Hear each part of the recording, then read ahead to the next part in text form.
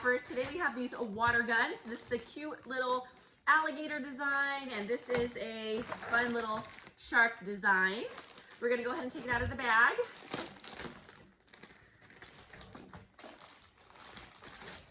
Ooh, look at that.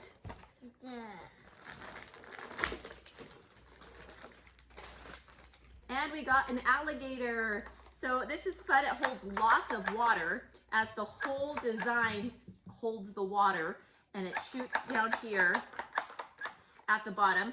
You simply remove this screw, fill it up with water, put the cap back on, and you pump it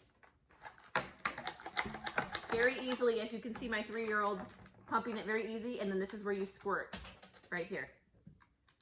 So there, it also comes with a little blocker as well. So we're gonna go ahead and fill it up with water and show you how it works.